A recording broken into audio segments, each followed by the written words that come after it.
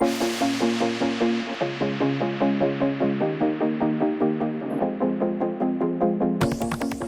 episode is brought to you by Path 11 TV, inspiring entertainment for the spiritually curious.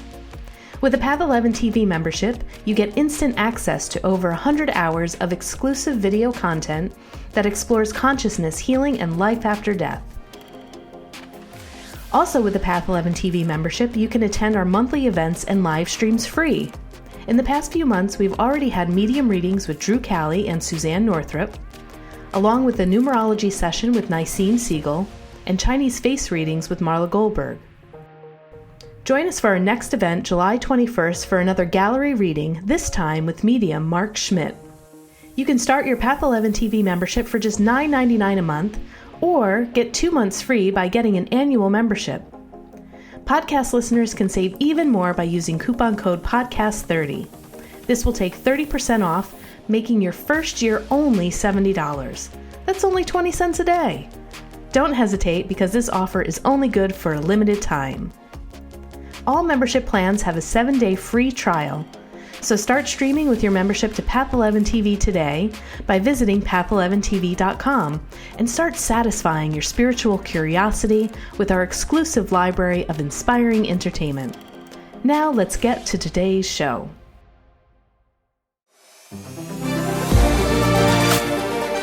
Hi, and thanks for tuning in to the Path 11 podcast. I am your host, April Hanna. At the Path 11 podcast, we are here trying to deliver leading-edge research on consciousness, healing, and metaphysics. And just like you, we are trying to answer the big questions about life. Who are we? Why are we here? And what is our purpose? We hope by listening to our podcast, it will make each day you live on Earth a little easier to understand. And now for today's podcast. Hello, everyone, and welcome to the Path 11 podcast today. I am very excited to have our guest on the show. Her name is Wendy DeRosa, and she is the author of Becoming an Empowered Empath.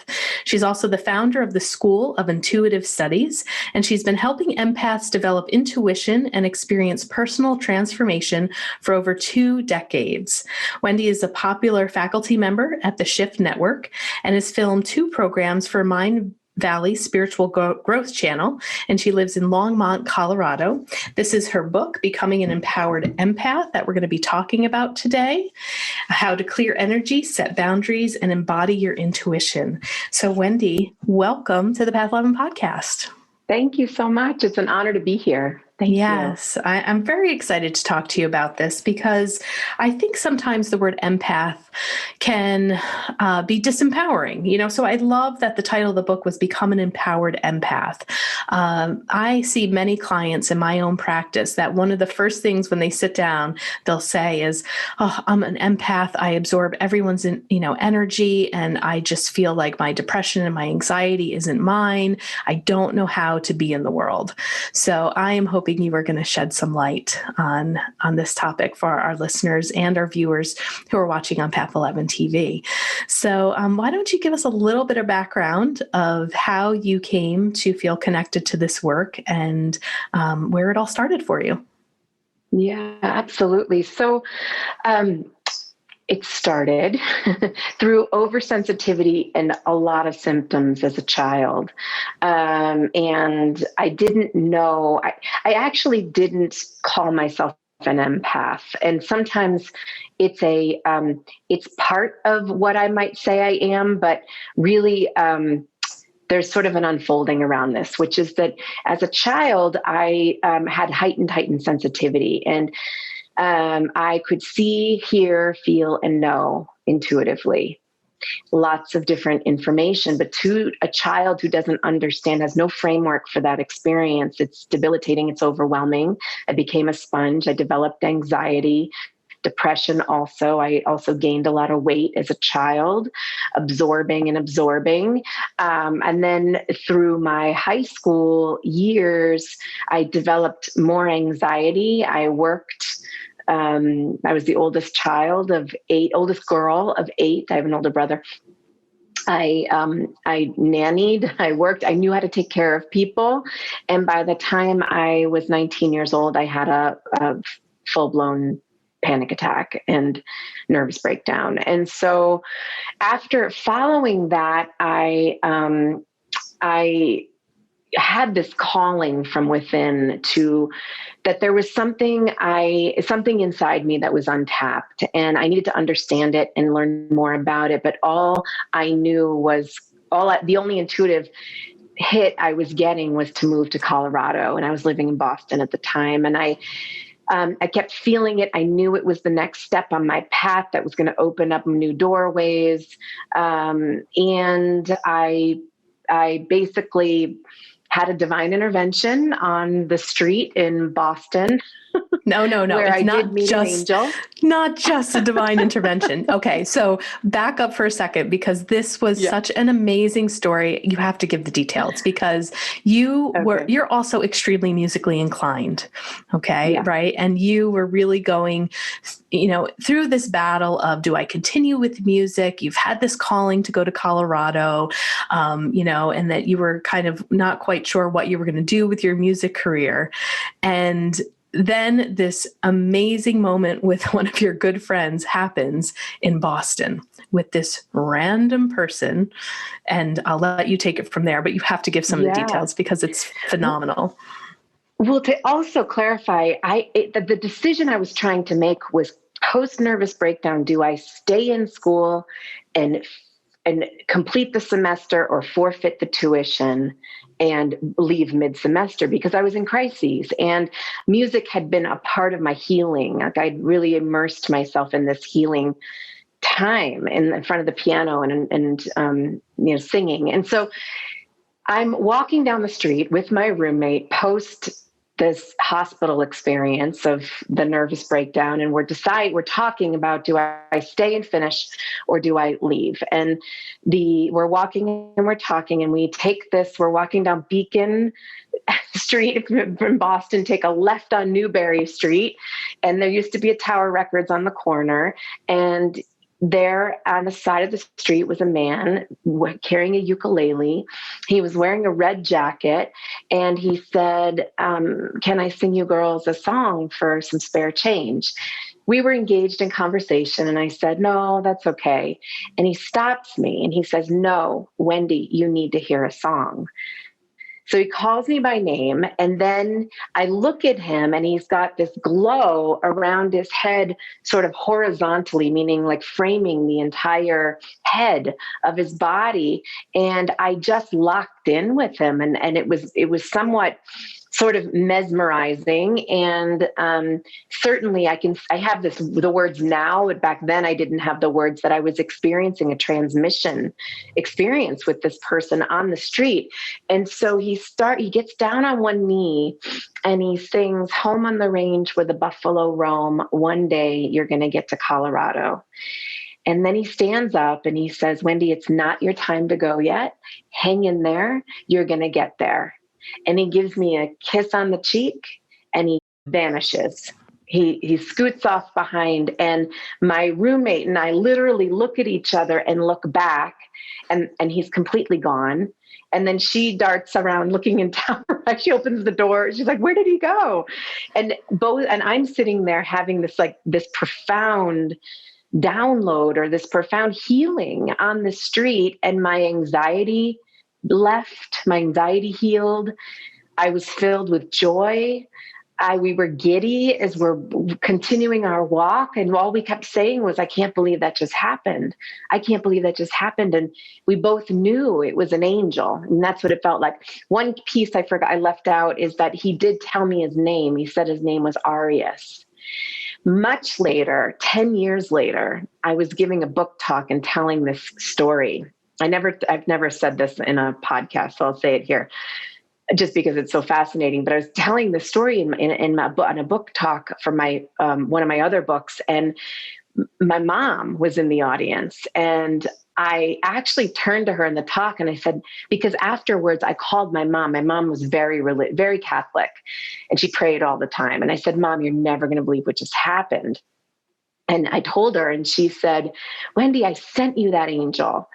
And at the time I was so ornery. I was so like, an ornery teenager. I was like, why do you have to take responsibility for everything spiritual that happens in my life? I was so mad at the time.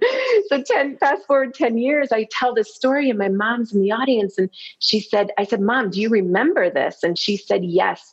And what I remember is I got a book out, like a Catholic book in her Catholic bookstore that said, something about when you can't reach your children, how to reach them through prayer. And it was about sending angels to your children. And she said, I picked the angel Arius because I knew he could reach you through song. Oh God, I had chills reading it and I have chills now. Oh, it's so amazing. It brings me to tears, I mean, that's just it's crazy and amazing and exciting and magical. And like, how do you from that point on, like not believe in miracles and angels at that point? Like you said, this random stranger on the street knew your name, called you out by your name twice, the lyrics of the song that he chose, and then a healing. And like you said, a transmission happens for you and that anxiety and fear leaves.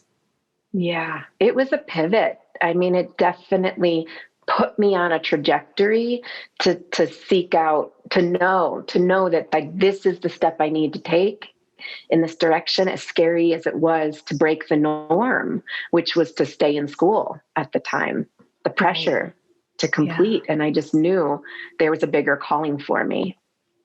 Yeah. So with your upbringing and, like you said, you were a caretaker, you have a large family, you were taking care of your siblings, nannying, you were like the nanny on the block.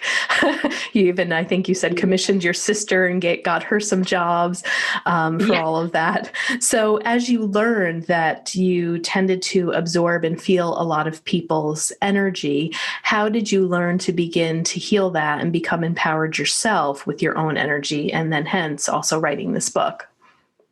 Yeah.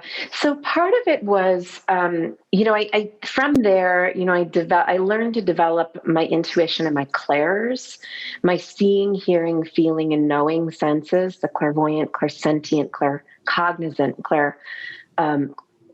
clairaudient.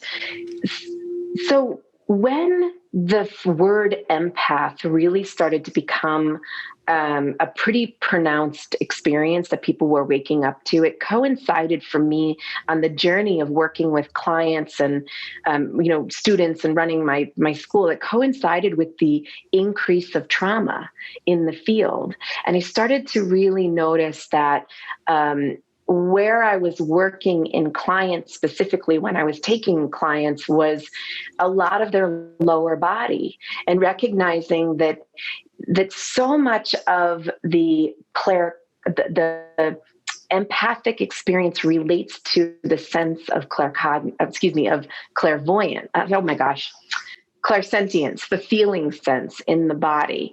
And that feeling sense, that clairsentient sense, very much relates to the lower chakras, specifically the second chakra, our feminine power, our empathic nature, our ability to feel beneath the table.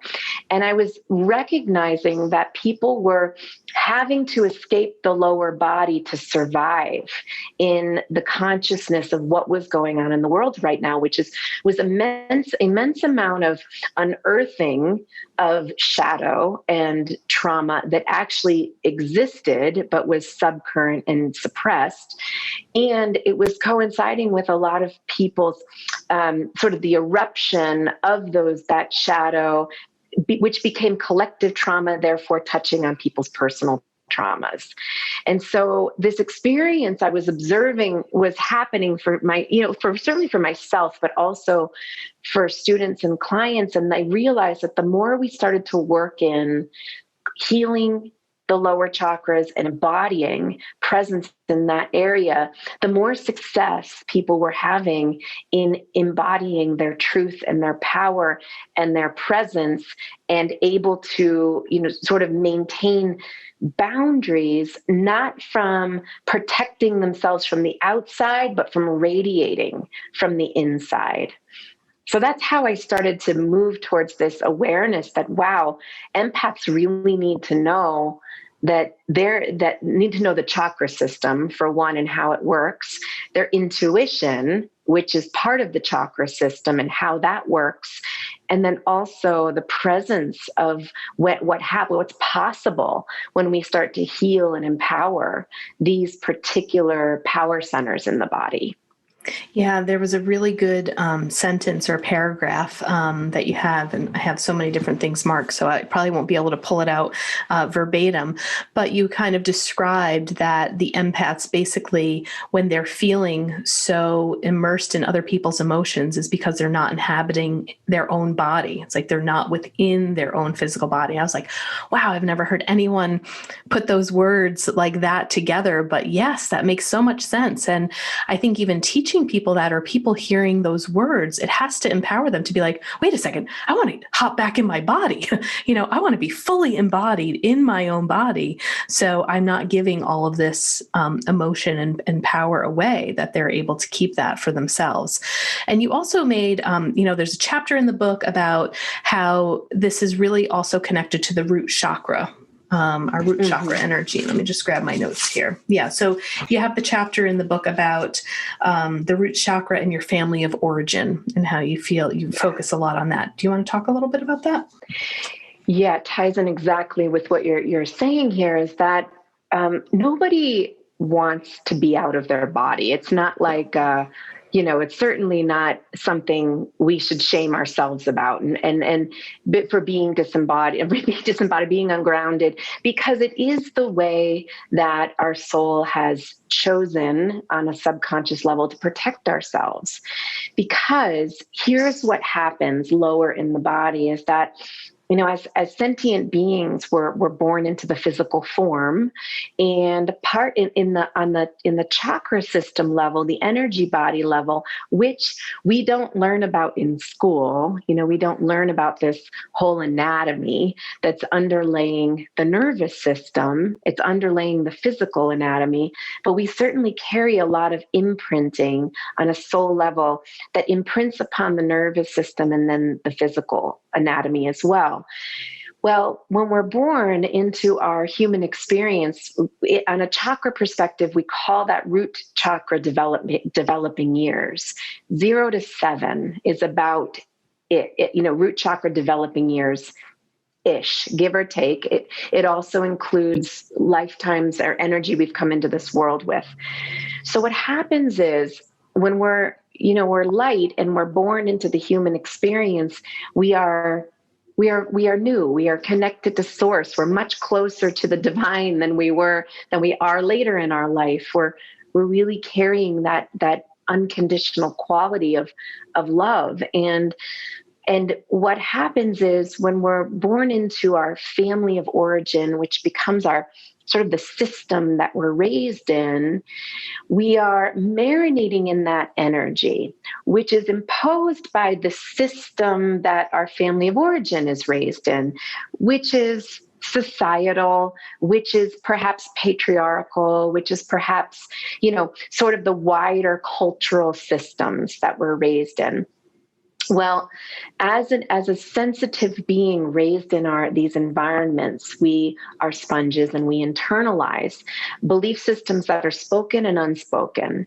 And in those experiences, we will internalize within ourselves whether or not we our bonding to this experience is safe, and that we have healthy bonding and attachment in our family of origin, or whether or not we are feeling a sense of unsafety that feels like who I am at a deep core level is not okay, because the system I'm in doesn't feel okay and safe. We internalize that as something's wrong with me. And so we start to develop these very core beliefs in the root chakra area of the body that essentially compromises the sense of safety in our self, trust in ourself. What that looks like on an energetic level is a root chakra contraction.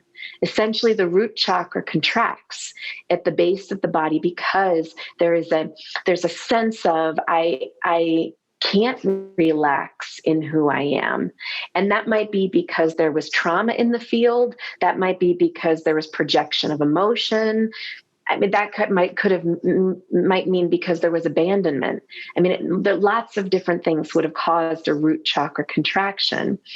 And so what happens in the body is the root chakra contracts, and our chakra system does an incredible job of compensating for a chakra that is out of balance, closed, something going on, blocked, something's going on. So what happens is the second chakra will then start kicking in and working in overdrive. The second chakra is in the pelvis. It is the empathic power center of the body. It feels the subtle currents. It feels intuitively what's going on beneath the table. Well, its natural sensitivity, when there's fear underneath it, contracting, saying, self-preserve, take care of yourself, something's not safe here, the second chakra moves into hypervigilance. And hypervigilance means that we start to feel and sense everything that's going on and be attuned to it, to attune to everything that's going on outside of ourselves in order to stay safe. Because if we're in tune to it, then I'm going to know how to organize myself. I'm going to either be the peacekeeper, the caretaker, overgiving, something to make sure that to make sure that I'm going to be okay in this environment. And part of that is giving myself away. Well, this pattern of hypervigilance, highly in tuned externally, giving self away, over caretaking, and making sure that, that safety is intact by, again, becoming somewhat overly responsible for energy around me, becomes a reenactment through the rest of our life with energy, period.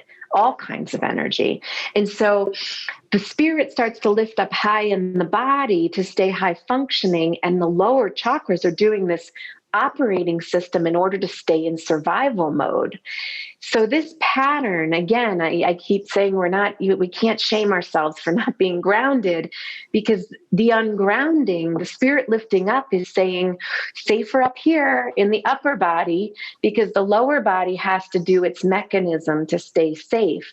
So sometimes when we say, I have to get grounded and I want to get grounded, on the way down into grounding, coming down lower into our body, we have to feel this mechanism that's playing out. And essentially, we have to rebuild at the root chakra level of the body the sense of safety, despite our story, despite our history, like as spiritually progressing souls, that we start to develop this sense of, I am claiming my safety and what healthy bonding and attachment is for me. And I'm going to start connecting to myself in a whole new way. And I'm going to start, recognizing where I've opened up too much to feel the world and just call myself back in. Sometimes it's just starting there as some of these patterns, to shift some of these patterns.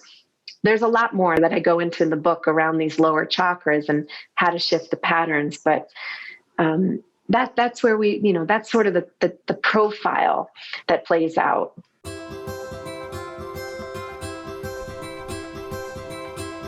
We just wanted to take a quick break to talk about our sponsor for today's episode, Path 11 TV.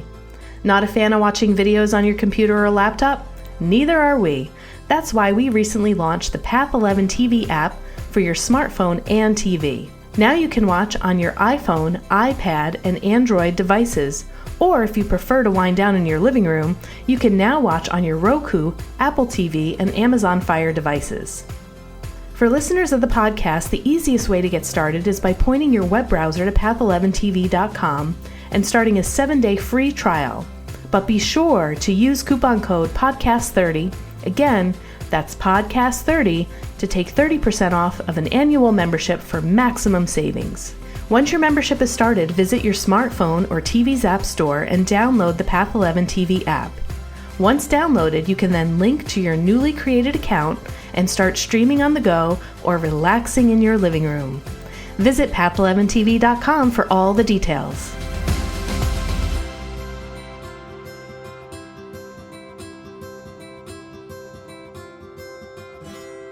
The other thing that I really love that you integrated into the book with this is talking about the divine masculine and feminine, and how when these powers kind of shift within us, you gave great examples of what a woman looks like with a depleted feminine and a strong feminine, and same thing with her masculine energy as well. And, you explain that it doesn't matter what sex you are, we all carry masculine and feminine energy, and kind of what that looks like when it's out of balance for each sex. Can you touch on that a little bit? Because I started to hear you going there without necessarily using some of those words, but I think it's just so helpful for men and women who are listening and watching this, that they can give themselves a little bit of a quick assessment to see where their masculine energy is and what work they might need to do.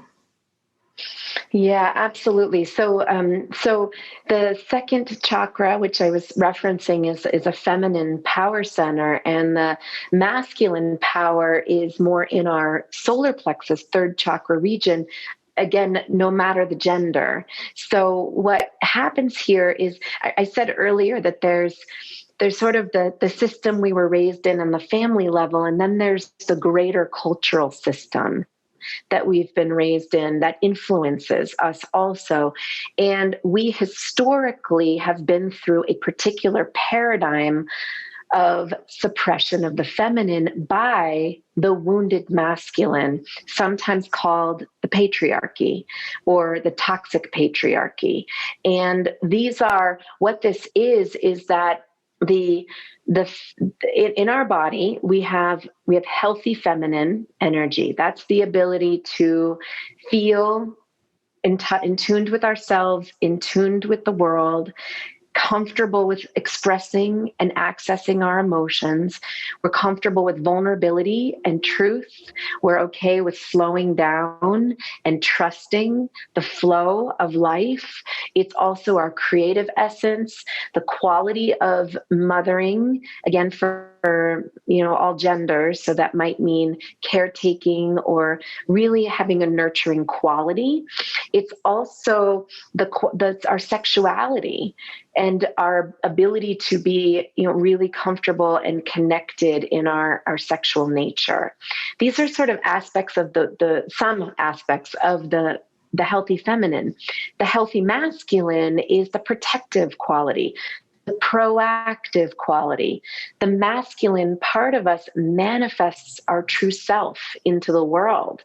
We come up with visions, creativity, ideas, and also our creation. It's the masculine energy that calls that energy forth calls that into actualization in the world. And so these are some qualities of the healthy masculine. The wounded masculine is the controlling, the fear-based, the threatened by the feminine, therefore oppressive and suppressive and domineering, and somewhat, projecting, gaslighting. We can see this sometimes in narcissism. The wounded masculine can play out in the narcissist archetype. Then we've got the wounded feminine, and the wounded feminine is the victim, the powerless, the suppressed and oppressed, the ability to not be able to have a voice, stand up for self, and somewhat become numb and disempowered.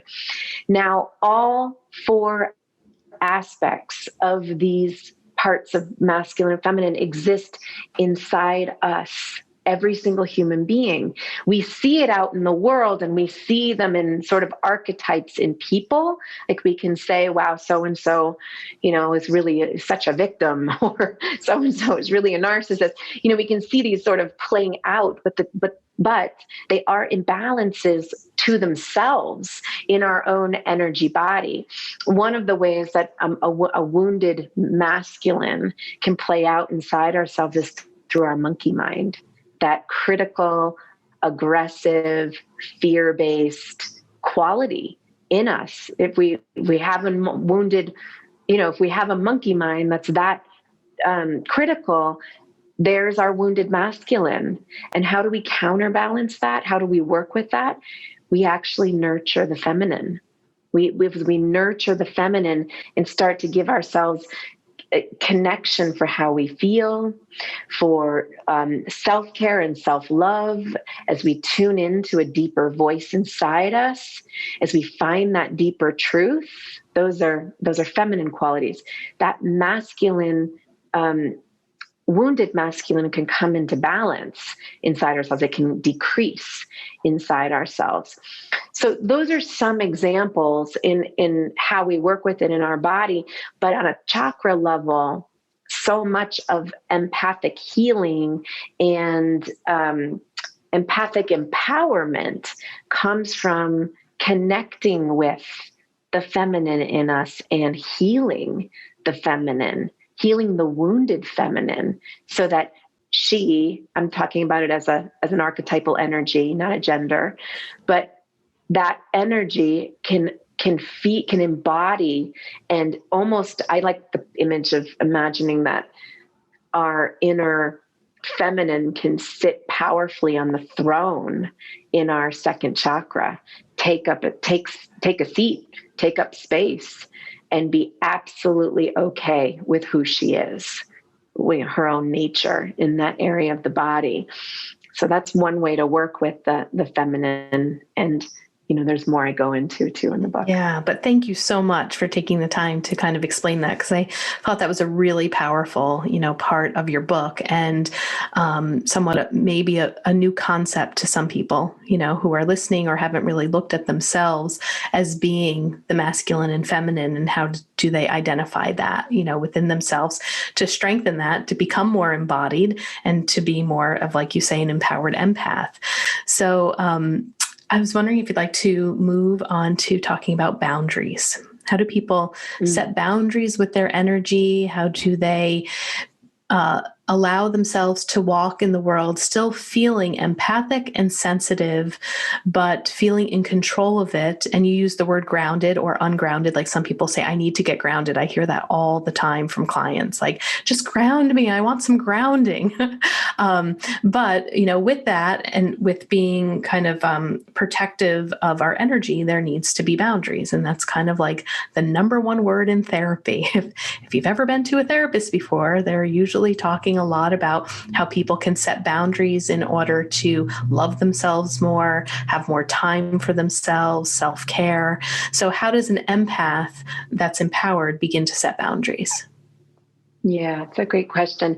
I'm going to talk about 3 different types of boundaries to help. There's various ways, but I'll talk about 3. One is our vocal boundaries. So empaths have learned as children to navigate the unspoken. And sometimes that unspoken has been confusing and has been chaotic for an empath to navigate.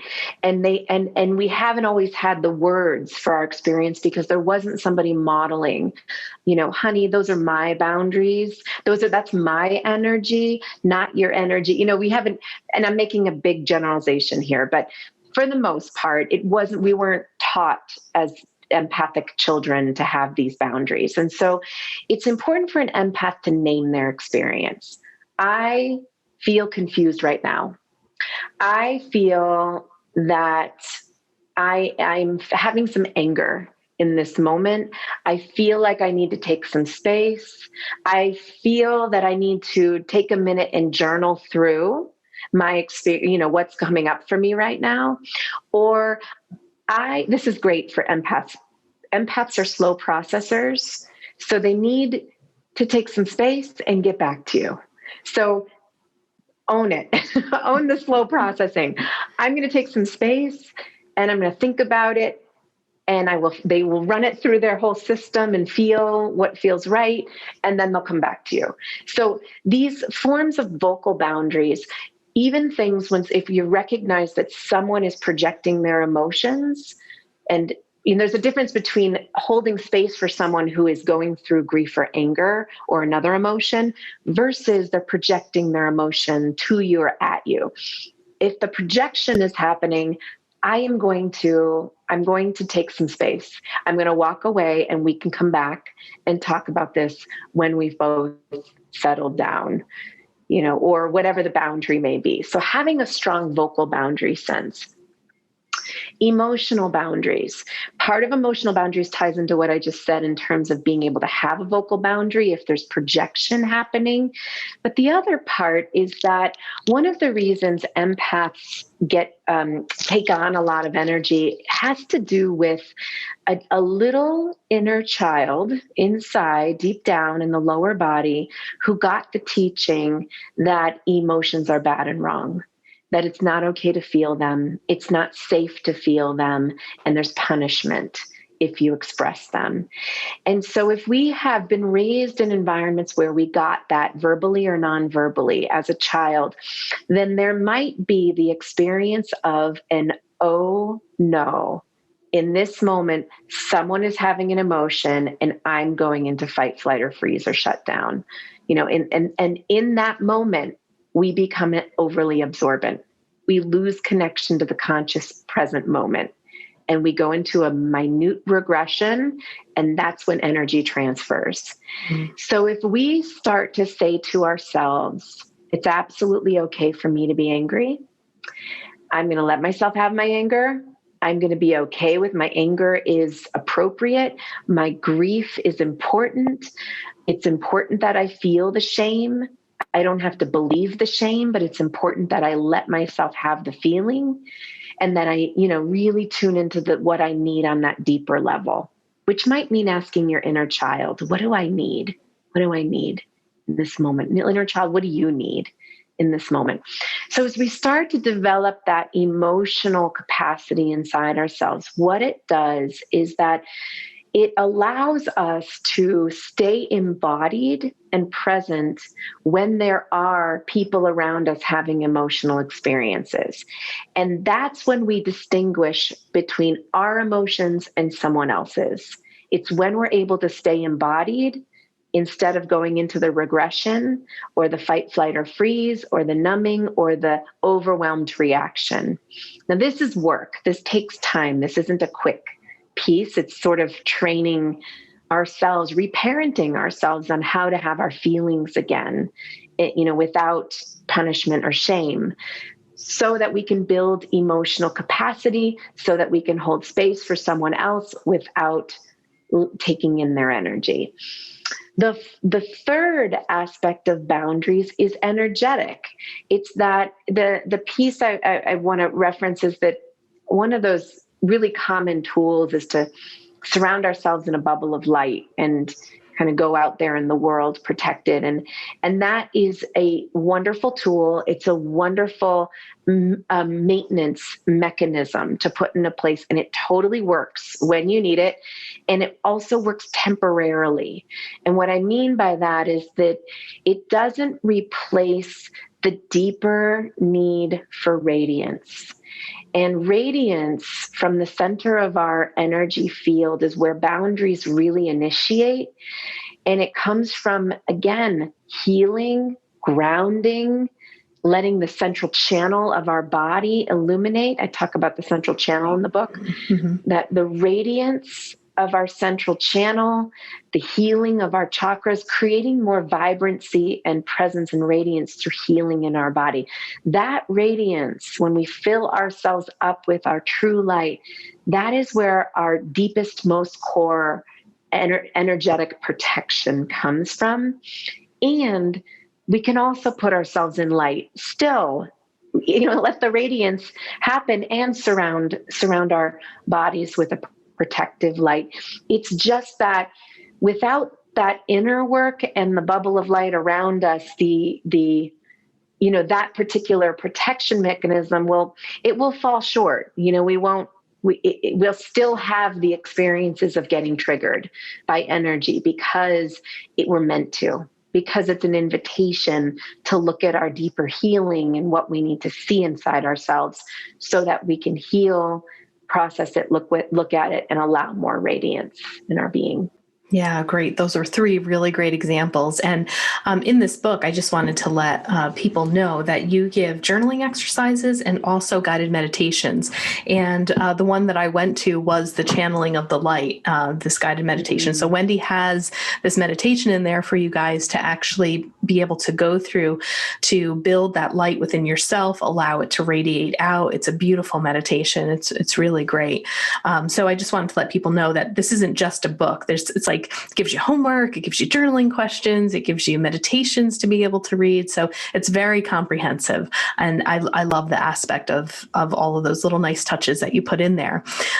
With these three examples, though, I want to make mention to two things. When you say empaths are slow processors, is that because all of the emotion, they feel it very deeply and that it takes them time to actually process and go through, okay, what is it that I'm feeling? Why was I feeling this way? Why was that person reacting this way? How do I feel about it? Is it because they have to break through the layer of the initial feeling and shock of all of these words and emotions coming at them in order, like you said, a great recommendation is them to take space and then process and kind of break it down. So is that what you mean by a slow processor, that they have to break it down because it's overwhelming? Yeah. Exactly. And I think sometimes by default, as I mentioned, that earlier pattern in the body, it's so typical for an empath to meet the need of the person outside of them. So in those moments, sometimes in these conversations, someone has an ask or a need, and an empath might say, okay, yes, I'll help you, because that's the pattern in the body. I'll show up for you. But the journey back to self takes a little bit of time. And so if we were able to hear the ask or the request or the need from someone or the experience and be able to take that journey back to ourself through grounding, coming into an introverted space, taking some space to feel, it is that time it takes for us to settle into our own being and into our own thoughts and our own feelings and our own grounding, to come to our truth before really, coming back into the conversation to address it from a place of being connected. Otherwise, an empath might give themselves away. Right. And the second example that you gave, with maybe somebody coming across feeling very angry or upset or frustrated, and you as the empath are kind of listening and taking this in, would it also be kind of a skill for empaths to know that they don't have to own that other person's emotions? So when you were giving that example of like the boundaries, it's like, know where you are with those emotions within yourself, but also know like, okay, it's okay if this person's tantruming right now. And if they want to be in anger, they can be in anger, but I don't need to absorb that. I don't need to meet them at that emotion. And I can stay in my body calm while somebody else is feeling very frustrated. Yeah, absolutely. I think a helpful tool in alignment with what you're saying is to recognize we have this auric field around the outside of our body. And we can literally say when someone is in their anger, I'm going to let them have their anger on the outside of my aura. Oh, I like that. Like yeah, if we great. visualize it or sense it, you can have that over there in your own energy. You are welcome to have your anger. I'm going to have mine, my energy, my presence here. Beautiful. Awesome. Well, I know that you work with people. You have the School of Intuitive Studies. And so talk a little bit about that. So if people are listening and they're identifying as an empath that maybe is always feeling grounded or not within their body, let people know how they can work with you. Yeah, absolutely. So I work with people more as a teacher now. So I train healers. I run programs for developing intuition, for energy healing. I have a monthly membership where I do offer a guided healing and a Q&A. I also have my trained healers that have graduated from my intuitive healer training program in schools who see private who do see one-on-one clients if one-on-one support is needed. And I run an intuitive healer training program, which is my year-long program where people who are really feeling that call to develop their gift further and be immersed in a training experience. That's my sort of big, deep, immersive experience training. So these are some of the ways. I have my books and other programs I teach for the Shift Network also. And these are all on my website, School of Intuitive Studies. And I also have wendyderosa.com. Excellent. Well, thank you so much. I'm so glad your book came across my desk. Again, it's Becoming an Empowered Empath. Here's the book title. It's beautiful. How to Clear Energy, Set Boundaries, and Embody Your Intuition. So I hope you guys run out and get this. These are great gifts too for friends. You know, if you kind of feel like you've done a really good job with your energy and you've kind of come through what Wendy is saying, I would pick this up and give it to a friend who is always using the words, I'm not grounded. I need to get grounded. So I just love the book. And, you know, you had a lot of people like Gabby Bernstein, write the forward for this, but we've had a couple of people that wrote, reviews for it. Kim Chesney, we've had on the show, Michelle Fondon, Corinne Grillo, Lee Harris, who's one of my favorites, and Corinne Zupko. I'm like, I know all these people. I've met most of these guys. So I love the fact that they endorsed it. They do really good work in the world, and you're doing wonderful work in the world as well. So thank you so much for being a guest on the podcast today. Oh, thank you so much, April. It's been an honor. Thank you. Thank you. All right, everyone, one more time, Becoming an Empowered Empath with Wendy DeRosa. I hope you took something away from this talk. She gave us a lot of good things to use in our real life, and I look forward to bringing you another guest next time. Take care, everyone.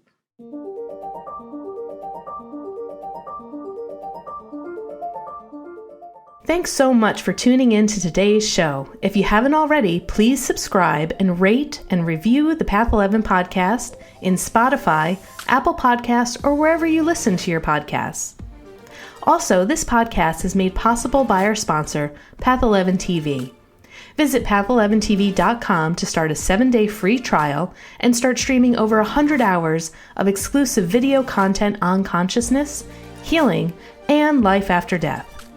That's path11tv.com, and be sure to use coupon code podcast30 to take 30% off your annual membership. Start satisfying your spiritual curiosity with a membership to Path 11 TV today. Bye for now.